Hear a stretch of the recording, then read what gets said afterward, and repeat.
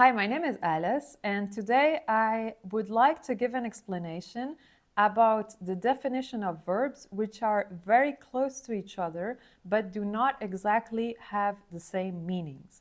So these verbs are sembler versus ressembler, paraître, and avoir l'air versus avoir l'impression.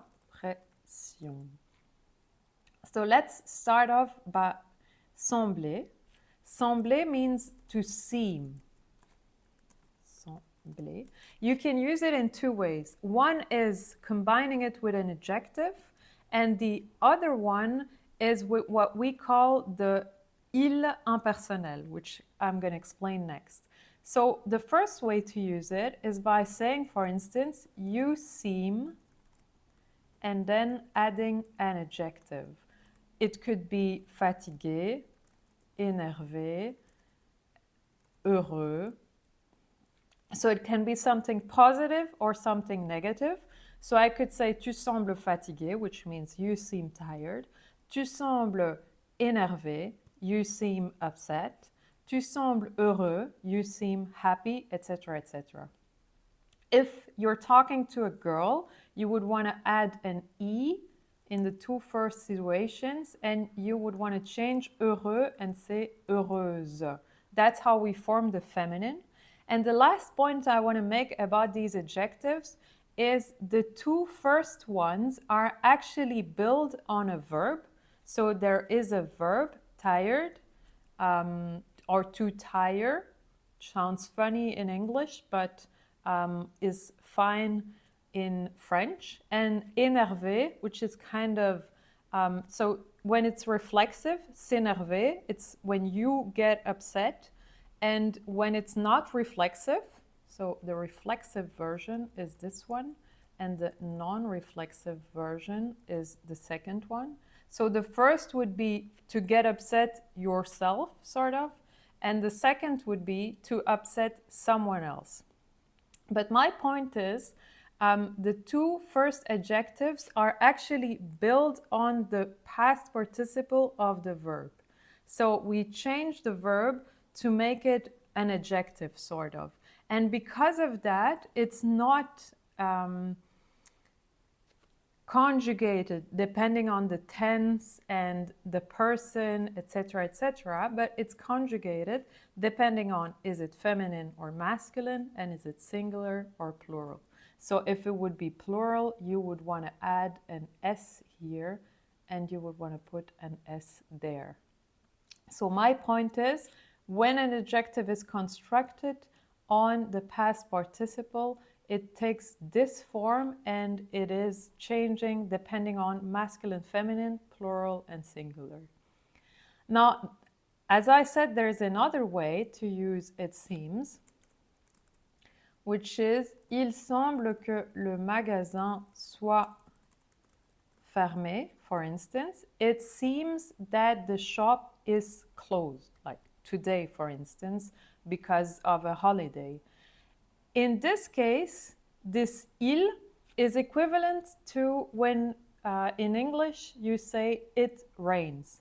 When you say it rains in English, we translate that by il pleut, which does not actually refer to he, because you might recognize that as he rains, but actually this is what we call il impersonnel in French, which does not refer to a person. So you don't have to understand it as an action done by a man, but just as it rains in English. And just like that, il semble is it seems that the shop is closed. Now, what you might also hear when you listen to someone talking in French is il semblerait que le magasin soit fermé. This second version is even more hypothetical. So it seems is already somehow an uncertain fact. It seems in conditional, il semblerait que le magasin soit fermé, is even more uncertain. And then I would also like to make you notice that in this part of the sentence, we don't use present. So this is the verb to be. it's actually in a form which is called subjunctif. This is way above the level of the people I'm addressing this video to, but I would just like to notice that if it was present, it would be this, but I used this, which is another form of the verb to be. So, next up is ressembler. Ressembler means to look like, and you can use it like this. Ta sœur ressemble à ta maman. Your sister looks like your mother. If I would want to say your sister looks like you, I would say ta sœur te ressemble. So it's important to notice that there is no a anymore. When I use a pronoun, I have to say ta sœur te ressemble et pas ta sœur ressemble à toi. So ta sœur ressemble à toi is wrong. It has to be ta sœur te ressemble. And another thing which is wrong, ta sœur ressemble à toi or ta sœur ressemble comme toi. That's also wrong. So this one would be very much like translating directly from English and using looks like, but it sounds completely not okay in French. Paraître also means to seem. So instead of saying tu sembles, I could have said tu parais fatigué. It would be completely fine. The only thing is, in the second case, il semble que le magasin soit fermé, which means it seems that the shop is closed. I could not have said il paraît que le magasin soit fermé. That doesn't work. However, what I could have said is il paraît que le magasin a définitivement fermé. So what's the difference? The last sentence means I heard, or it seems that from what I heard, the shop is closed forever. Whereas the first one would be a situation where you observe something, like concretely, either the shop is effectively closed, or there is no one there, or there is no light, etc., etc., and that you come to the conclusion that it's probably closed. In the second one, when you use il paraît, it's more of a, there is a rumor, or I read somewhere, maybe in the news, in the local news, or on the local TV, that this shop is not going to be open anymore, that this shop closed. So that's the difference. But in the first case, when you use it with an adjective, the meaning is exactly the same. Now the last ones were avoir l'air versus avoir l'impression. Tu as l'air fatigué means you seem tired.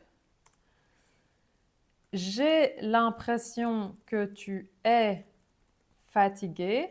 I have the impression that you are tired. So the first one, especially if you use an adjective which is potentially negative, could be very offensive. So it could come off as rude. If it's something positive, it's completely fine. But here you're saying you seem tired, like it's a fact.